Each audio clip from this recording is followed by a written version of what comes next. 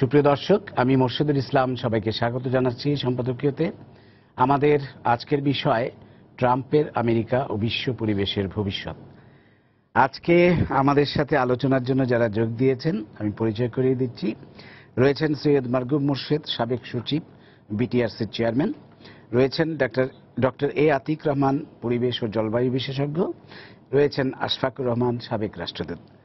প্রিয় দর্শক, আপনারা ইচ্ছে করলে আমাদের সাথে এই আলোচনায় যোগ দিতে পারেন। আমাদেরকে ফোন করতে পারেন, যেই নাম্বারগুলো দেখা যাবে টেলিভিশনের পর্দায় সেই নাম্বারে। এছাড়া আপনারা ফেসবুক অথবা SMS এর মাধ্যমে আপনাদের মন্তব্য পাঠাতে পারেন। তো আমরা আলোচনায় যাবার আগে একটু দেখে নেব এই মুহূর্তের প্রধান শিরোনামগুলো। শিশুদের ভারী স্কুল ব্যাগ বহন করতে দেয়া যাবে না, হাইকোর্টের রায়। শিশু শিক্ষার্থী ও অভিভাবকদের স্বস্তি, সচেতনতা বাড়ানোর পাশাপাশি মনিটরিং এর তাগিদ। ব্রিটিশ হাইকমিশনার আনোয়ার চৌধুরীর উপর গ্রেনেড হামলা মামলায় মুফতি হান্নান সহ 3 জনের ফাঁসির আদেশ আপিল বিভাগে বহাল।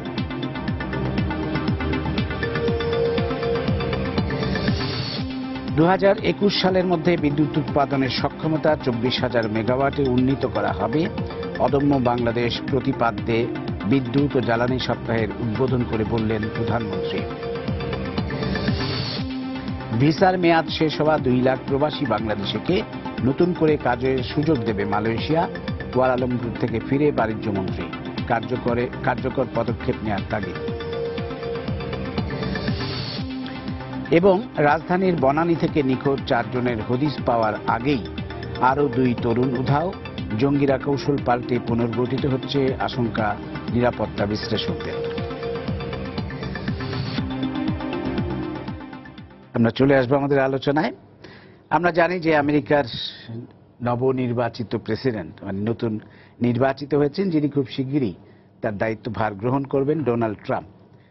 এবং নির্বাচনের আগে থেকেই তার যা কথাবার্তা, তাতে করে বহুদিক থেকেই মানুষজন শঙ্কিত হচ্ছিল বিভিন্ন কথাবার্তার মধ্যে। তার মধ্যে একটি ছিল কিন্তু পরিবেশ নিয়ে তার যে তিনি যেই কথাবার্তাগুলো বলছিলেন। তিনি বলছিলেন যে প্যারিস নির্বাচিত হলে প্যারিস জলবায়ু চুক্তি তিনি বাতিল করে দেবেন, ইত্যাদি ইত্যাদি। তো আমরা সেগুলো নিয়ে আলোচনা করব। যদিও আমরা দেখছি যে নির্বাচিত হওয়ার পর তার অনেক কথাই পাল্টে যাচ্ছে। তো সেটি নিয়ে আমরা একটু আলোচনা করব এবং সেই উপলক্ষ করে আমরা সামগ্রিকভাবে জলবায়ু পরিবর্তন সংক্রান্ত যে বিষয়গুলো, পরিবেশের রক্ষায় যে পদক্ষেপগুলো, সেগুলো নিয়ে আলোচনা করব। আমি আলোচনার সূত্রপাত করার জন্য সৈয়দ মারগুব মোর্শেদ আপনাকে আমন্ত্রণ জানাচ্ছি। ধন্যবাদ মোর্শেদ। যখন মার্কিন যুক্তরাষ্ট্রের নবনির্বাচিত রাষ্ট্রপতি উনি যখন ক্যাম্পেইন করছিলেন, উনি কিন্তু অনেক কথা বলেন, বিশেষ করে প্যারিসে যে গত বছরে যে চুক্তিটা হয়, যে সমঝোতাটা যেটা হয় সেটার বিরুদ্ধে। প্যারিসে যে গত বছর যে কনফারেন্স অফ পার্টিজ হয়, সেটা ছিল একটা মাইল ফলক, একটা ল্যান্ডমার্ক ইভেন্ট। সেখানে মার্কিন যুক্তরাষ্ট্র, চায়না এবং ভারতবর্ষ, এখন যারা পৃথিবীর প্রিন্সিপাল পলিউটার্স, তারা কিন্তু রাজি হয় তাদের কার্বন এমিশনস কমাতে, তাদের কার্বন ফুটপ্রিন্ট নিয়ে তারা যে চিন্তিত, সেটা সেইখানে তারা প্রকাশ করে। তবে ডোনাল্ড ট্রাম্প এক সময় বলেছিলেন এটা এই যে ক্লাইমেট চেঞ্জটাই একটা হোক্স।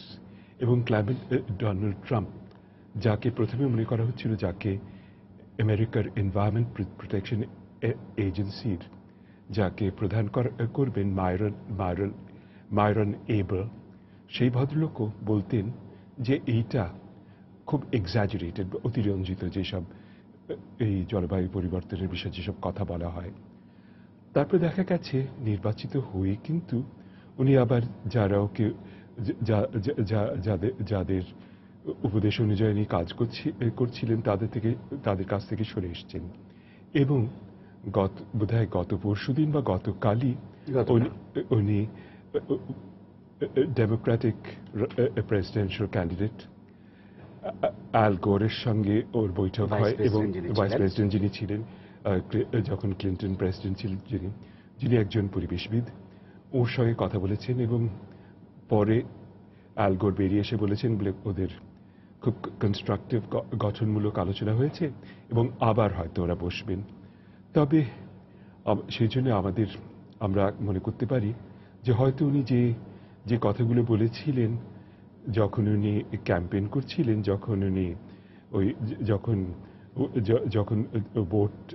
যখন ভোট চাইছিলেন, সেই কথা সেইভাবে উনি হয়তো এগোবেন না। আর ওই প্যারিসে যেসব কমিটমেন্টস মার্কিন যুক্তরাষ্ট্র করেছিল সেই কমিটমেন্টগুলো থেকে উনি সরে আসবেন না, সেটা আমরা আশা করছি করতে পারি। ডক্টর আতিক রহমান, আপনি কি বলবেন? ডোনাল্ড ট্রাম্প সম্পর্কে যেটা বলা হয় যে তিনি গিমিক পছন্দ করেন এবং আনপ্রেডিক্টেবল। হ্যাঁ, এবং আনপ্রেডিক্টেবল হবে, সবাই অন্য কাউকে প্ল্যানিং এর সুবিধা দেন না, তো সেটা তার একটা স্ট্র্যাটেজি। তারপরে কত নিচে নামতে হবে আলোচনায় তার কোনো লিমিট নেই। কাকে কোন গালিটা দেবেন, ক্রিকেট হিলারি থেকে শুরু করে সব ধরনের তাকে জেলে নিতে হবে ইত্যাদি ইত্যাদি। অর্থাৎ এটা ছিল তার আগের গিমিক, কিন্তু কারণ উনি কোনোদিন বিশ্বাস করেননি যে উনি প্রেসিডেন্ট হতে পারেন। দুর্ভাগ্যবশত পৃথিবীর মার্কিন ইলেকট্রাল প্রসেসটা এমন যে হিলারি ক্লিন্টন মেজরিটি ভোট পেয়েছেন প্রচুর ব্যবধানে, প্রায় 2 মিলিয়ন ভোটের ব্যবধানে, তবুও উনি প্রেসিডেন্ট হয়েছেন, কারণ এটা ইলেকট্রাল কলেজ থেকে আসে, ছোট ছোট ভাগ করা স্টেটের উইনার টেকস অল, যে একটা পাবে স্টেটের সব পাবে সে, এই অঙ্কে। তো যাই হোক, জলবায়ু পরিবর্তন অথবা পরিবেশ নিয়ে উনি আগে যে সমস্ত কথা বলেছেন তার ভেতরে একটা কথা আমরা বলতাম যে do not confuse me with fact. হ্যাঁ, সত্য কথা বলে আমাকে তুমি ঘাবড়ে দিও না। হ্যাঁ, আমি যা জানি এগুলো কিচ্ছু হবে না, আমি সব উড়িয়ে দেবো। এটা হচ্ছে ওনার ধারণায় একটা চৈনিক কনস্পিরেসি, চীনের কনস্পিরেসি এটা তৈরি হয়েছে। বলা বাহুল্য, অ্যাল গোর 2007 সালে নোবেল প্রাইজ পেয়েছেন জলবায়ু পরিবর্তনের জন্য, তার যে কাজ করেছেন সেই জন্য, বিশেষ করে অ্যাডভোকেসি। তার অর্ধেক পেয়েছিলেন উনি, অর্ধেক পেয়েছেন inter government panel of climate change, যেটা বিজ্ঞানীরা, পৃথিবীর বিজ্ঞানীরা পেয়েছেন। বাংলাদেশের আমরা 2 জন পেয়েছি সেখানে নোবেল প্রাইজ।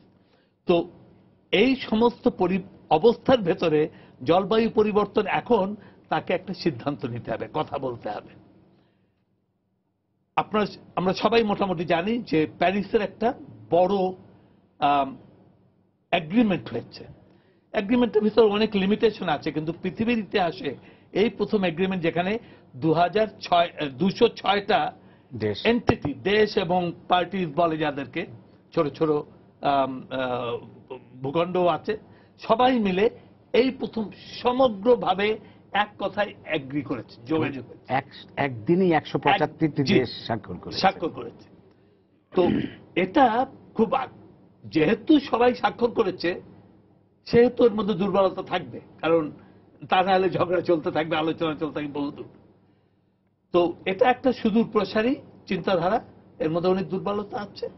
এবং গত মাসে মরক্কোর মারাক্কেশে 23তম কনফারেন্স অফ পার্টি হলো, সেখানে আমাদের প্রধানমন্ত্রী গিয়েছিলেন, আমরা অনেকে গিয়েছিলাম, প্রচুর আলোচনা হয়েছে। এবং সেখানে জন কেরি এসেছিলেন আমেরিকার রিপ্রেজেন্টেটিভ হিসেবে, এবং তিনি ওখানে একটা প্রচন্ড প্রায় 45 মিনিট একটা বক্তৃতা দেন, এবং সব জায়গাটা দেখানো হয়েছে ওখানে। এবং সেখানে উনি একটা কথা বলেছেন যে কোন দেশের, কোন ব্যক্তি, কোন সমাজ, কোন অঙ্গ অথবা কোন রাজনীতি জলবায়ু পরিবর্তনকে কন্ট্রোল করার মতো ব্যাপার না, এটা পৃথিবীর এবং পৃথিবীর ভবিষ্যৎ। তখন উনি বলেছেন, আপনাদের মনে আছে কিনা জানি না, যখন উনি আমেরিকার হয়ে এইটা সই করেন নিউ ইয়র্কের জেনারেল অ্যাসেম্বলির পরে, তখন তার নাতনিকে তিনি সাথে কোলে বসিয়েছিলেন যে ওর জন্য আমি এটা করছি, মানে ভবিষ্যৎ জেনারেশনের জন্য। তো এই কথাটা উনি বলেছেন কাঁদো কাঁদো হয়ে। উনি একটা কথা বলেছেন যে আমরা সবাই একসাথে কাজ করে যাব, তাতে যে যা বলুক। অবশ্যই ইঙ্গিত করেছেন ট্রাম্পের দিকে। এই দিকে ট্রাম্পের অবস্থান যেটা মারগুপ সাহেব বললেন যে কিভাবে অ্যাল গোরের সাথে তিনি কথা বলছেন। অ্যাল গোর ছিল ডেমোক্রেটিক পার্টির ভাইস প্রেসিডেন্ট এবং ক্যান্ডিডেট, প্রেসিডেন্সিয়াল ক্যান্ডিডেট, যিনি আবার ভোটে জিতেছিলেন কিন্তু হেরে গেলেন, ইলেকট্রাল কলেজে হেরে গেছেন। তো ওকে ডেকে তারা তো আর অন্য কথা বলেননি, জলবায়ু পরিবর্তন নিয়ে কথা বলেছেন এবং তিনি জানতে চাচ্ছেন, অর্থাৎ তিনি প্রস্তুত করছেন তার ধাপগুলো। এদিকে তিনটি ইনফরমেশন ইউজফুল হতে পারে। একটা হচ্ছে নাসার যিনি প্রধান, ওদের সমগ্র পৃথিবীকে দেখার বাইরে থেকে যার দায়িত্ব মার্কিন যুক্তরাষ্ট্রের, তিনি বলেছেন যে পৃথিবীর জলবায়ু পরিবর্তন বা পৃথিবীর পরিবেশ, পৃথিবীর বাইরে থেকে যে সমস্ত মানে আন্তঃগ্রহণ সমস্ত বড় বড় ব্যাপার হয়, সেটা কোনো রাজনীতির পার্ট না এবং কোনো ব্যক্তি অথবা কোনো ইলেকশন দ্বারা এটা প্রভাবিত হয় না। অর্থাৎ তিনি ইঙ্গিত করে বলেছেন যে ট্রাম্প এই কথা বলে খুব আগাতে পারবেন না। দ্বিতীয়টা হচ্ছে সিআইএ এর প্রধান। সিআইএ এর প্রধান যিনি বেরিয়ে যাচ্ছেন, উনি বারবার এর মধ্যে ইন্টারভিউ দিয়েছেন, বড় ইন্টারভিউ, সেখানে বলেছেন যে কতগুলো বড় দেশ, যেটা ট্রাম্পের কাজ হবে মার্কিন ইন্টারেস্ট যেটা, সেটাকে প্রোটেক্ট করা। তো মার্কিন ইন্টারেস্ট প্রোটেক্ট না করে মার্কিন জগৎ সবচেয়ে শক্তিশালী হয়ে যাবে, এটা কোনোদিন সম্ভব না। তো সেটার দিকে উনি পিন পয়েন্ট করেছেন। ওয়ান অফ দ্য ইন্টারেস্ট হচ্ছে being an equal and legitimate partner in the global system. এই কথাটা উনি বারবার বলেছেন। সেটা নেটো নিয়ে বলেছেন, অন্যান্য ব্যাপার, বিশেষ করে জলবায়ু পরিবর্তন। তো এটা গেল দুটো দিক তার প্রতি বাইরে থেকে যেভাবে। ওনার নিজের একটা ইঙ্গিত, তার পার্টির লোকজন, তার দলের তো দল বলে তো কিছু নেই, 3-4 জন মাউথ পিস আছে, তারা একজন বলছেন যে ড্যাকোটা থেকে যে তেল নিয়ে আসার কথা একটা পাইপলাইন দিয়ে, এবং সেখানে মানে আদিবাসী ইন্ডিয়ানদের এলাকার উপর দিয়ে, তো ও বলছে যে এলাকার উপর দিয়ে আসছে না, ট্রাম্প বলছে, কিন্তু ওই জনগণ বলছেন আদিবাসীরা যে তারা যে পাইপটা যখন আসবে তখন যে এলাকা এরিয়া অফ ইনফ্লুয়েন্স বলে, সেটার মধ্যে যে হ্রদগুলো আছে সেগুলো ওদের ট্রাইবাল প্রপার্টি, ট্রাইবাল ওনারশিপ, তো তাতে ক্ষতি হবে ইত্যাদি ইত্যাদি। তার মানে ওনার তেল আনার একটা প্রচন্ড খায়েশ আছে। কিন্তু উনি খেয়াল করছেন না যে আমেরিকার সমগ্র তেল ইকোনমি বদলে গেছে আর ফ্র্যাক্টিং থেকে। ফ্র্যাক্টিং মানে হচ্ছে যে উপরিভাগে যে তেল এবং গ্যাস আছে এটাকে ভেঙে সেটা বের করে এনে, যার ফলে বর্তমান তেলের দাম একদম কমে এসছে। অর্থাৎ মার্কিন যুক্তরাষ্ট্র যে ব্যাপার নিয়ে উনি চেষ্টা করছেন, সেটা অলরেডি মোটামুটি আগামী 30 বছরের জন্য বা 20 বছরের জন্য সলভ। এখন উনি কি জানেন, বলে আগে বলেছেন প্যারিস ধ্বংস করে দেবেন, প্যারিস চুনবেন না। এর মধ্যে উনি বলেছেন I am keeping my mind open on climate change. অর্থাৎ একদম মানে 180 ডিগ্রি না হলেও 70, 90, 100 ডিগ্রি উনি পরিবর্তন হয়ে গেছে বাদ বাকিটা। তো ওনার পরিবর্তন এবং ওনার রাজনীতির সঙ্গে, প্রথমত ওনার রাজনীতি কি বোঝা মুশকিল। একটা হচ্ছে আমি যে বলি সেটা ঠিক হতে হবে, অন্য সবাই খারাপ। আর তৃতীয় হচ্ছে যে আমার টাকা বানাতে হবে এবং যারা টাকা বানাবে তারা ভালো লোক। এটা এইগুলো কতগুলো নীতি ওনার কাছ থেকে বেরিয়ে আসে, এটা মার্কিন একাডেমিকরা লিখছেন। ইনফ্যাক্ট পল ক্রুগম্যান আজকের পত্রিকায় আছে, উনি বলেছেন যে উনি যে সমস্ত কথা বলছেন তার অর্থনীতির জন্য খারাপ হবে। তো তিনি যে অর্থনীতির কথা বলছেন সেটাকে সংহতিগত রাখতে হলে জলবায়ু পরিবর্তন, সামগ্রিক পরিবেশ, একটা কথা শুধু ফ্যাক্ট পয়েন্ট বলে রাখি, যেটা ওবামা যেটা করেছেন, ওবামা কংগ্রেসে ক্লাইমেট চেঞ্জের বিল নিয়ে যেতে পারেননি, কারণ তার কংগ্রেস তাকে ভোট দেবে না। এবং তিনি একটা আইনত বুদ্ধি করলেন, যেটা আইনবিদরা, সেটা হচ্ছে ওদের মার্কিন ক্লিন এয়ার অ্যাক্ট আছে। ক্লিন এয়ার অ্যাক্টটা বলে যে যেগুলো পলিউটেন্ট সেগুলো থেকে তাদের সিটিজেনদেরকে বাঁচাবার দায়িত্ব সরকারের। ফেডারেল সিটিজেন প্রত্যেক মার্কিনই, আর স্টেট সিটিজেন যারা যারা করছে। তিনি এইটি ব্যবহার করে কার্বন ডাইঅক্সাইডকে একটা পলিউটেন্ট বলে তারপরে তিনি জলবায়ু পরিবর্তনকে ক্রমশই কমিয়ে আনবার জন্য চেষ্টা করছেন।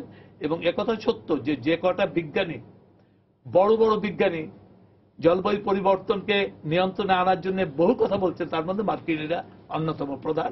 এবং তারা বিভিন্ন অর্গানাইজেশন। তো যেখানে আইপিসিসিতে বাংলাদেশ থেকে আমরা 2 জন 3 জন ছিলাম, ওনারা মার্কিন 300 বিজ্ঞানী সেখানে, অর্থাৎ একটা প্রচন্ড স্পিয়ার অফ ইনফ্লুয়েন্স তাদের আছে। তো সেই জন্য উনি কি করবেন বলা মুশকিল, কিন্তু খুব বেশি করতে পারবেন বলে মনে হয় না। আমার ব্যক্তিগত ধারণা 20 জানুয়ারি যখন উনি প্রেসিডেন্ট হবেন, তখন তার কাছ থেকে বোধহয় টুইটারের টেলিফোনটা নিয়ে নেবেন অন্যরা, যে তুমি যা তা যখন তখন বলতে পারবে না। তো তার এই যে কি বলা যায় হেয়ালি ভাব, এটা বোধহয় কমতে বাধ্য হবে। আশা করা যায় যে পৃথিবীর ভবিষ্যতের জন্য সেরকম একটা কিছু হবে। ধন্যবাদ। আশফাকুর রহমান, আপনার কাছে আসবে। আপনি একজন সাবেক কূটনীতিক।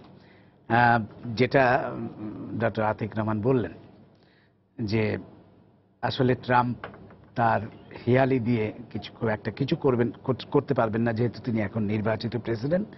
তার কিছু সীমাবদ্ধতার মধ্যে কাজ করতে হবে এবং একটা সিস্টেম তাকে চালনা করবে আর কি। তো এটা কতটুকু আশা করতে পারি আমরা মানে বিশ্বের ভবিষ্যতের জন্য আমি বলবো, কারণ মার্কিন যুক্তরাষ্ট্রকে তো আমরা কখনোই কোনোভাবেই অবজ্ঞা করতে পারবো না। মার্কিন যুক্তরাষ্ট্র যা করবে সেটা কিন্তু সারা বিশ্বকে প্রভাবিত করবেই কোনো না কোনোভাবে, শুধু পরিবেশ নয়, অন্যান্য দিক থেকেও আমরা যে আশঙ্কার কথা ভাবছিলাম ট্রাম্পের কারণে, সেটা থেকে আমরা আসলে কতটা স্বস্তি পেতে পারি কিনা। ধন্যবাদ আপনাকে। আমি শুনছিলাম, খুব খেয়াল করে শুনছিলাম, কারণ ওনারা দুজনেই খুব অভিজ্ঞ মানুষ এই লাইনে। আমি এসব ব্যাপারে খুব অভিজ্ঞ না, কিন্তু 3-4টে কথা ইজ ভেরি স্ট্রাইকিং এখন আর সব সময় ছিল। একটা হলো, আপনি মনে রাখতে হবে যে you have no permanent friends and no permanent enemies, you have only permanent interest. একটা দেশের স্বার্থটা হলো সবচেয়ে বড় জিনিস ইন্টারন্যাশনাল রিলেশনে। আমাদেরকে দেখতে হবে ওই দিক দিয়ে, বাংলাদেশকে দেখতে হবে যে আমার স্বার্থগুলো কি। এখন আমি একটু যদি আপনি এটা দেন, আমি বলি যে আমাদের অবস্থাটা কি in terms of climate and এটা। আমরা we are the 43rd most vulnerable country in the world according to one estimation, এবং এস্টিমেশনটা হলো এটা Notre Dame global adaptation index. According to that, we are the 43rd most vulnerable countries because of climate. Secondly, holo je we are the 37th least prepared country in the world. Eita holo amader obostha Bangladesher. To ei dik diye dekhte gele amra we have to be very careful how we react to Mr. Trump or to China or to India in matters of weather and climate. আমি অন্য দিক দিয়ে দেখছি জিনিসটা। আমাদের দিক দিয়ে দেখতে হলে আমরা খুব কেয়ারফুলি এগুলো হ্যান্ডেল করতে হবে। আর আমাদের সমস্যা কি এনভায়রনমেন্টের, এটা আমি খুব ব্রডলি বলে যাই। একটা হলো যে আমাদের গ্রাউন্ড ওয়াটারের মেটাল কন্টামিনেশন আছে, মানে হ্যাঁ আর্সেনিক প্লাস আদার থিং আমাদের গ্রাউন্ড ওয়াটারে সাংঘাতিক আছে। আমাদের গ্রাউন্ড ওয়াটার কিন্তু স্যালিনিটি আছে, নোনা পানির আমাদের ভাব আছে কিছু কিছু এলাকায়, আমাদের দক্ষিণ অঞ্চলে। আচ্ছা, আমাদের সাইক্লোন আছে, ফ্লাডিং আছে। এটা তো একদম আমরা এভরি ইয়ার আমরা কয়েকবার এটা পাই আর কি, সাইক্লোন পাই, ফ্লাডিং পাই। তারপরে আমাদের হলো যে আমাদের changing pattern of stream flow, মানে পানির যে ফ্লো করে আমাদের নদী। আমরা তো we are a riverine country, no doubt about it, we are the biggest delta in the world. তো এই ডেল্টাতে যে পানিগুলো আপনার আসে, এটা আমাদের জন্য খুব ক্ষতিকর, কেন এটা ফ্লোটা চেঞ্জ হয়, এবং এই জন্য তো দেখছি আমরা ভেঙে যাচ্ছে আমাদের এটাতে because of this stream flow. আর হলো আমাদের ক্লাইমেট চেঞ্জ হচ্ছে because of increased occurrence of storms and cyclones.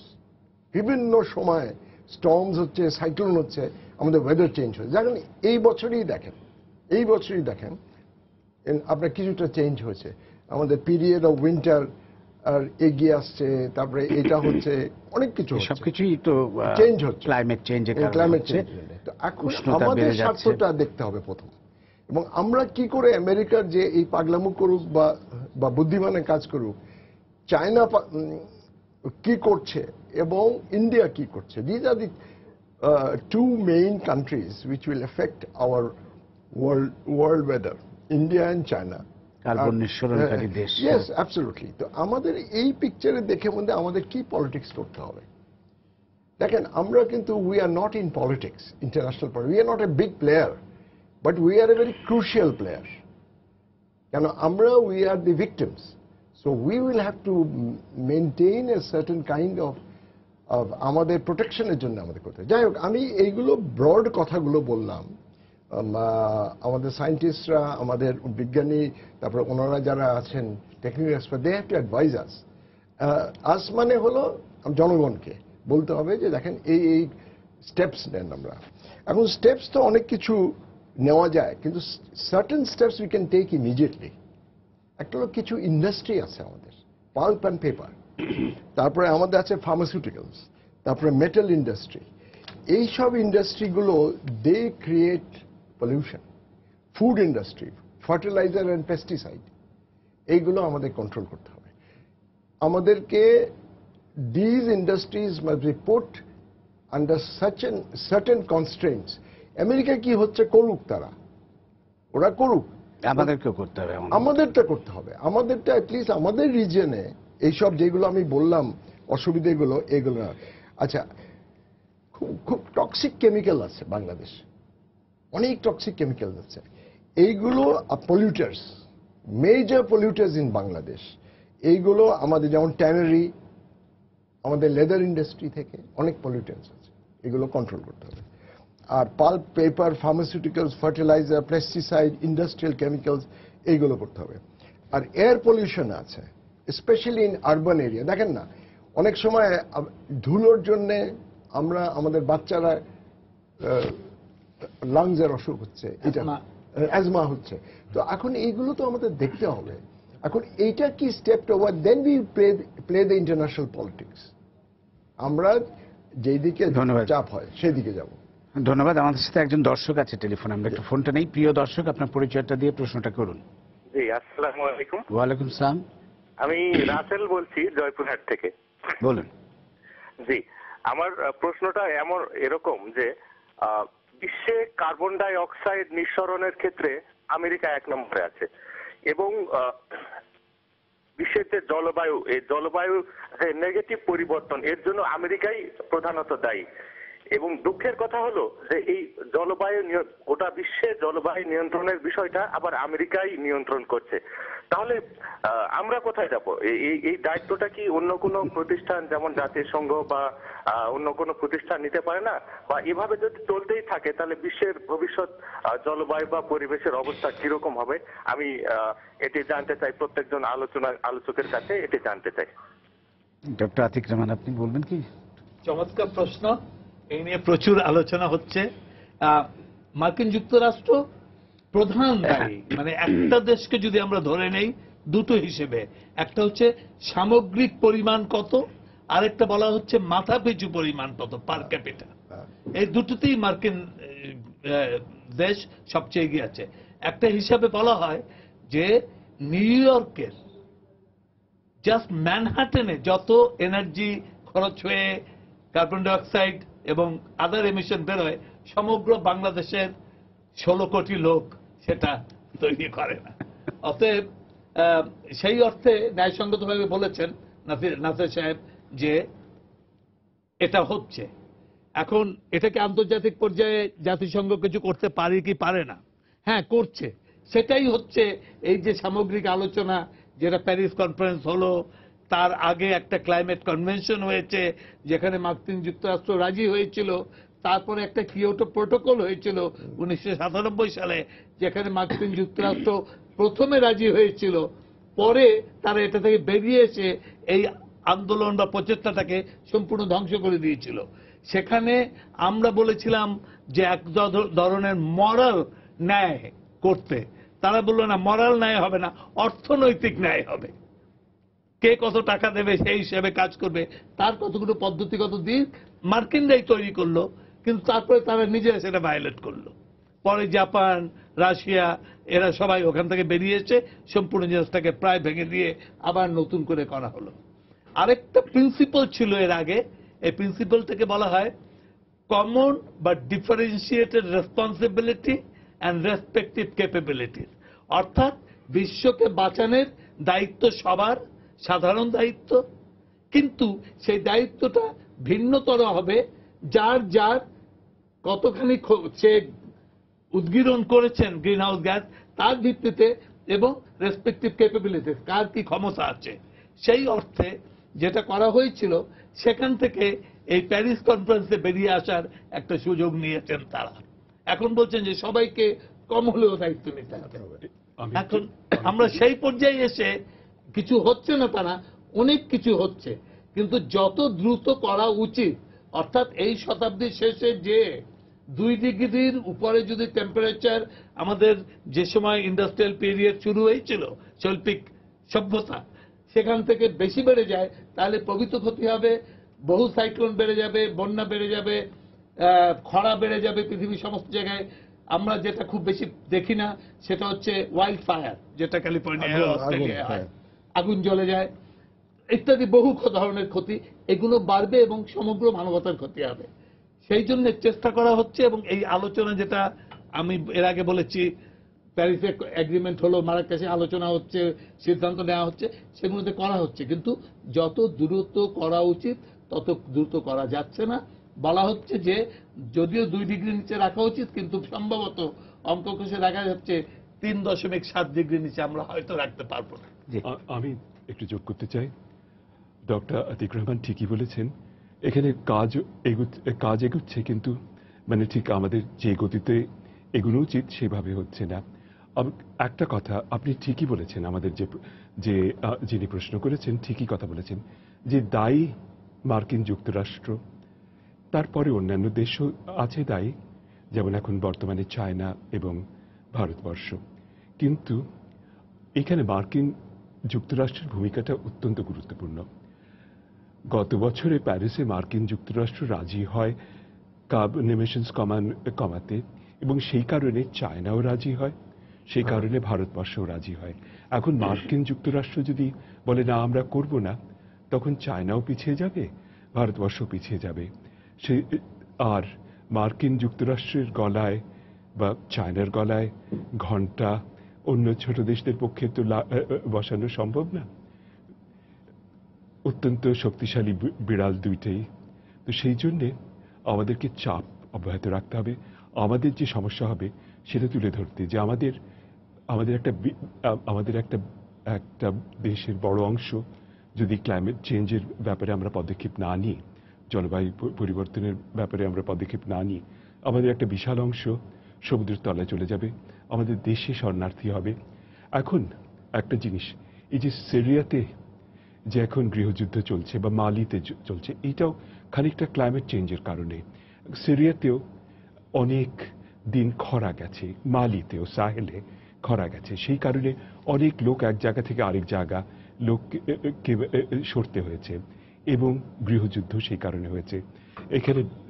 এখানে ইন ডিটেল বলা সম্ভব না, কিন্তু আমাদেরকে এই যে সমস্যাটা আছে সেটা আমাদেরকে তুলে ধরতে হবে, আর অবশ্য দাবি করে যেতে হবে এবং মানিয়ে নিতে হবে, যারা শক্তিশালী যে দেশগুলো, যারা প্রিন্সিপাল পৃথিবীর পলিউটার্স, তাদেরকে মানিয়ে নিতে হবে আমাদেরকে। ডক্টর আতিক রহমান, আমি একটা খুব সোজা প্রশ্ন জানতে চাই আপনার কাছে, সাধারণ দর্শকের জন্য। এই যে আমরা বলছি প্যারিস জলবায়ু চুক্তিতেও যেটা ঠিক করা হয়েছে যে একটা লক্ষ্যমাত্রা নির্ধারণ করা যায়, কার্বন নিঃসরণের হার 2% মধ্যে নিয়ে আসা, যেটা 2 ডিগ্রি সেলসিয়াসের মধ্যে নিয়ে আসা, যেটা আপনি বললেন এখনো অনেক বেশি আছে, এবং বলা হয়েছে যে চেষ্টা করা হবে 1.5 নিয়ে আসার, এবং কার্বন নিঃসরণের মাত্রা কমলেই আসলে এই যে জলবায়ু পরিবর্তনের যে অশুভ প্রভাব সেখান থেকে আমরা মুক্তি পাবো। এটা মানে এই ব্যাপারটা একটু সহজভাবে যদি আমাদের দর্শকদের জন্য বলেন। প্রথমত হচ্ছে যে আমাদের যে বায়ুমণ্ডল আছে সেখানে কতগুলো গ্যাস আছে, এই গ্যাসগুলো সবচেয়ে বেশি পরিমাণ হচ্ছে নাইট্রোজেন, তার সঙ্গে ক্লাইমেট চেঞ্জ গ্রিন হাউস গ্যাসের কোনো সম্পর্ক নেই। তারপরে আছে অক্সিজেন, সেটারও নেই। তারপরে আছে কার্বন ডাই অক্সাইড, যেটা আমাদের যখন বর্তমান যে শৈল্পিক সভ্যতা শুরু হয়, আমি যদি একটা উদাহরণ দিয়ে বলতে পারি শৈল্পিক সভ্যতা কবে শুরু হয়েছিল, যেদিন থেকে একটি শ্রমিক কয়লা ঢেলে একটা রেলগাড়ির ভিতরে দিয়ে বাষ্পীয় তৈরি করে বাষ্পীর ইঞ্জিন ঝুকঝুক ঝুকঝুক করে যারা চলা শুরু করলো, ধরা যাক সেদিন থেকে শিল্প বিপ্লব শুরু হয়েছে। তারপরে তো ইন্ডাস্ট্রি হলো, তারপরে ইলেকট্রিসিটি হলো, তারপরে আরো অনেক কিছু। তো সেই জগৎ থেকে আমরা এই পর্যন্ত, এই যে গত ওই সময় থেকে এই বছরের ডিসেম্বর পর্যন্ত, নভেম্বর পর্যন্ত আমরা 0.89 ডিগ্রি টেম্পারেচার ইনক্রিজ করছি, বাড়িয়েছি কেন? ওই যে মলিকুলগুলো বলা হলো, গ্যাসগুলো, এর মধ্যে কার্বন ডাই অক্সাইড আছে, মেথেইন বলে যেটা আমাদের গ্যাস পোড়াই আমরা, যে গ্যাসটা, সেটাকে মেথেইন বলা যেতে পারে, আর নাইট্রাস অক্সাইড যেটা আমাদের গাড়ির পেছন থেকে বেরোয় বা আমাদের ফার্টিলাইজার আমরা যখন ব্যবহার করি তার অপভ্রষ্ট অংশ হিসেবে বেরোয়। তো এরকম কতগুলো গ্যাস আছে। এর মধ্যে একটা আছে পানীয় বাষ্প, যেটা জলীয় বাষ্প বলা হয়, কিন্তু সেটা অঙ্কের হিসাবে নেওয়া হয় না, কারণ সেটাকে স্থির রাখা বড় মুশকিল এবং এটার অবস্থানও জানা কঠিন। তাই ওই 4-5 থেকে আর আছে ক্লোরোফ্লোরোকার্বন। ক্লোরোফ্লোরোকার্বন হচ্ছে যেগুলো আমরা টেফলন জাতীয় গ্যাস বলে থাকি, যেগুলো অনেক দ্রুত। এখন এরা কত গরম করছে সেটা নির্ভর করছে প্রত্যেকটা মলিকুলের, এই অণুর একটা গরম হবার ক্ষমতা আছে ব্যক্তির, এবং তারপরে গরম হবার ক্ষমতা পূরণ কত হাজার কোটি মলিকুল আছে। তো এই করে আমরা সামগ্রিকভাবে একটা অঙ্ক দিয়ে বের করতে পারি কতখানি তাপ বেড়েছে বা বাড়ছে। এটাই হচ্ছে আপনার যে প্রশ্ন করলেন কতখানি বেড়েছে, যেটা বললাম। এখন আমাদের এই শতাব্দীর, আজকে 2016 সাল, আমাদের 84 বছর আছে। এই 84 বছরে আমরা 1 ডিগ্রি ম্যাক্সিমাম 1.1 ধরা যাক বাড়াতে পারবো, কিন্তু অনেকের ধারণা যে 2050 সালের আগেই সেটা হয়ে যাবে। তাতে আমাদের প্রচুর বেড়ে যাবে। বাড়লে আমাদের কি হবে, যে এই যে বায়ুমণ্ডলটা কতগুলো ঘূর্ণন বায়ুর দ্বারা পরিচালিত, ঠিক বিষুবরেখার দুদিক থেকে বায়ু আসে, আবার কর্কটক্রান্তি মকরক্রান্তির দুদিক থেকে বায়ু আসে, যেই জন্য আমরা মৌসুমী বায়ু পাই। মৌসুমী বায়ুটা হচ্ছে যে বায়ুটা কর্কটক্রান্তি থেকে আসে কিন্তু হিমালয়ে ধাক্কা খেয়ে ফেরত আসে, তার মধ্যে পানি থাকে, সেটাই আমাদের বৃষ্টি দেয়, সেটাই আমাদের হিমালয়ের বরফ দেয়। অন্যান্য জায়গায় অনুরূপভাবে হচ্ছে। এখন যদি একটু টেম্পারেচার বাড়তে থাকে, পৃথিবীর সব জায়গায় সমপরিমাণ বাড়বে না। পোলার অঞ্চলে যে দুই মাথায় যে জগৎ আছে, যখন বিষুবরেখায় 1 ডিগ্রি বাড়বে, ওদের 5 থেকে 6 ডিগ্রি বাড়বে, অর্থাৎ বরফ বেশি গলতে শুরু করবে। বরফ বেশি গলতে শুরু করলে পৃথিবীর পানি বাড়তে থাকবে, বাড়লে নিম্নাঞ্চল ডুবে যাবে, বহু দেশ ডুবে যাবে, যেমন মালদ্বীপ ডুবে যাবে যদি 1 মিটার সমুদ্র হয়। 1 মিটার সমুদ্র হলে আমাদের 17 ভাগ ডুবে যাবে, এবং সেখানে আমাদের জায়গায় লবণাক্ত পানি চলে আসবে। তো এই সমস্ত ক্ষতিগ্রস্ততা, তার উপরে অন্যান্য কতগুলো ক্ষতিগ্রস্ত যেগুলো আমরা দেখি না, অন্যান্য দেশ দেখছে, যেমন বললাম আমি ওয়াইল্ড ফায়ার বা অন্যান্য জিনিস। অর্থাৎ সামগ্রিকভাবে পৃথিবীর অর্থনীতিতে, জীবন চলার পদ্ধতিতে, আমাদের, আমরা যেটা বলছি খাদ্য নিরাপত্তা, আমাদের পানির নিরাপত্তা, আমাদের এনার্জি নিরাপত্তা, সবগুলো ক্ষতিগ্রস্ত হবে। তাহলে সেখান থেকে বেশি যেন না হয় ক্ষতি, সেটা কমাবার জন্য আমাদের এই গ্রিন হাউস গ্যাস থেকে কমিয়ে আনতে হবে। এখন বললেই হবে না, চট করে বললেও কমে যাবে না। যেমন আমরা যদি আজকে, এটাকে বলে এঞ্জেল সিনারিও, আমরা সবাই ফেরেশতা হয়ে যাই, কেউ শ্বাস নেব না, তাহলে পৃথিবীর সব কমে আসবে। কিন্তু তাতে কিন্তু এই যে সমুদ্রের উপরিপৃষ্ঠ চলছে বাড়া, এটা পট করে থেমে যাবে না। এর তো একটা মোমেন্টাম আছে, এটা আরো সহস্র বছর চলবে। অর্থাৎ যে পদ্ধতিতে আমরা এগিয়ে গেছি, এটাকে এখন বৈজ্ঞানিক ভাষায় বলা হচ্ছে আমরা একটা নতুন যুগে চলে যাচ্ছি, যেটাকে বলছে অ্যানথ্রোপোসিন। অ্যানথ্রোপোসিন হচ্ছে মনুষ্য সৃষ্ট যে অবস্থান, যেটা আমরা ফিরিয়ে আনতে পারবো না। তাহলে যত তাড়াতাড়ি আমরা এটাকে কমাতে পারবো, ততই ফিরিয়ে আনা সম্ভাবনা থাকে। যখন আমরা একটা মাত্রা ছাড়িয়ে যাব, পারবো না। এবং এই উত্তাপ বেড়ে গেলে আমাদের খাদ্য এতটা হবে না। যেমন ধান 36 ডিগ্রি হচ্ছে ম্যাক্সিমাম ইল্ড। একটু উপরে উঠে গেলে ধান তার প্রোডাকশন কমে যাবে, ভুট্টা আরো তাড়াতাড়ি কমবে, গম আরো তাড়াতাড়ি কমবে। তো এই অর্থে আমাদের খুব সাবধান থাকতে হবে, বুঝতে হবে। এবং একটু এটা যেটা উনি বলছিলেন, কোনো একটা দেশের কন্ট্রোল নেই। আমাদের বাংলাদেশের বায়ুমণ্ডল আমি কন্ট্রোল করব সেটা হবে না, কারণ আমার পানি কতখানি আসবে সেটা নির্ভর করছে হিমালয় এবং আমরা বলি হাইল্যান্ড লো লাইন ইন্টারাকশন সমুদ্রের সাথে। এটা নির্ভর করছে সমগ্র চলমান অবস্থার মাধ্যমে। মার্কিন যুক্তরাষ্ট্র তেমন। এই বছর মার্কিন যুক্তরাষ্ট্রের ক্যালিফোর্নিয়ার ড্রাইভারদেরকে বলা হয়েছে যে তারা তাদের গাড়ি পরিষ্কার করতে পারবে না পানি দিয়ে ধুয়ে, কারণ 25 ভাগ পানি খরচ তাদের কমাতে হবে, কারণ তারা শুষ্কতার ভেতরে চলে গেছে। অর্থাৎ এইরকম ক্ষতিগ্রস্ততা শুধু আমাদের হচ্ছে তা না, মার্কিন যুক্তরাষ্ট্র বড় বড় সাইক্লোন যে 2-3টা হয়েছে, এরকম আর 2-4টা হলেই তাদের শিক্ষাটা একটু পোক্ত হবে। তো অতএব অবস্থা খুব ভালো নয়, কিন্তু যদি আমরা এর থেকে বাঁচতে চাই একমাত্র মানুষই এটা করতে পারে।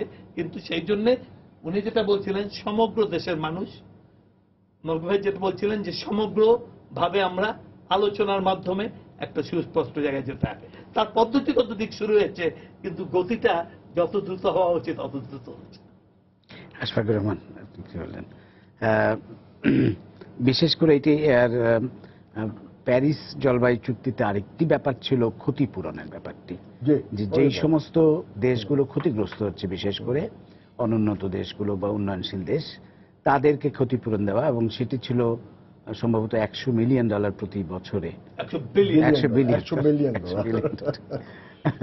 তো সেটি কিন্তু আসলে সেইভাবে কোনো অগ্রগতিও হচ্ছে না। আপনি যদি সেই বিষয়টা না, এটা তো খুব খুব স্বাভাবিক। এই প্রসেসটা বুঝতে হবে মানুষকে, অর্ডিনারি মানুষকে। উনি যে এইভাবে এক্সপ্লেইন করলেন আমাদেরকে, এটা তো সবাই বোঝার কথা না। কেন অত নলেজ নিয়ে কেউ তো আসে না, বা এটা কেন ওনারা পড়াশোনা করেন, ওনারা আলাপ আলোচনা করেন, ওনারা বোঝেন বেশি ভালো। বাট এই যে এই টক শো আজকে হচ্ছে, এটা থেকে অনেকেই বুঝবে, আরো পড়তে ইন্টারেস্টেড হবে, এটা বুঝতে ইন্টারেস্ট হবে। তো এইটা একটা নলেজ একটা দিতে হবে আপনাকে। You have to give a spurt, আপনাকে একটা ইনজেকশন দিতে হবে সবার আপনার নলেজে, যে এই হতে পারে। সো এইটা খালি রাষ্ট্রপ্রধানদের ব্যাপার না, এটা খালি এই যে মিনিস্টারদের না, এটা প্রতি মানুষ এফেক্টেড হচ্ছে।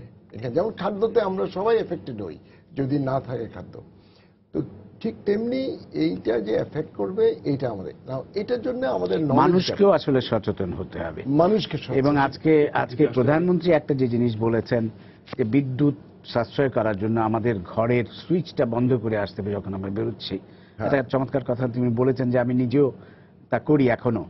তো এইটাও এইভাবেও তো আমরা বিভিন্ন ভাবে আমরা বুঝতে পারি। যে আপনার কাছে আমার মনে হয় যে এইখানে জোর করে কোনো কাজ হবে না, চাপ দিয়ে কোনো কাজ হবে না। আমার মানুষ যদি সচেতন হয়, মানুষ যদি বুঝে যে আমরাই ক্ষতিগ্রস্ত হব। আমেরিকাতেও ওদের হারিকেন হচ্ছে, ক্যালিফোর্নিয়াতে বনগুলোতে আগুন জ্বলছে।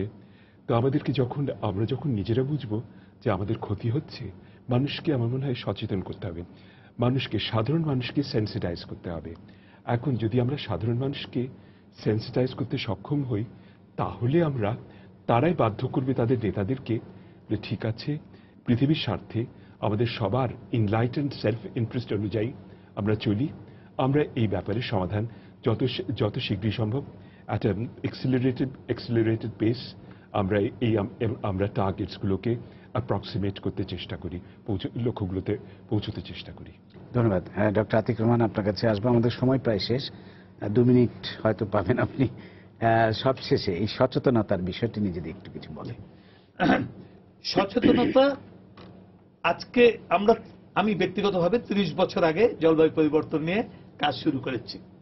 তখন আমাদেরকে পাগল বলা হয়েছে। এই ব্যাপারে আপনি একটু বড় অ্যাওয়ার্ড পেয়েছেন। আমাদেরকে তখন পাগল বলা হয়েছে, এবং তখনকার আমাদের যারা মানে উন্নয়নের গুরু আমরা যাদেরকে, তারা বলেছেন কি একটা অনিশ্চয়তার বিজ্ঞান, আমরা বুঝি না, সেটা নিয়ে তোমরা সময় নষ্ট করছো। হ্যাঁ, আমাদের দারিদ্র্য কমাতে হবে।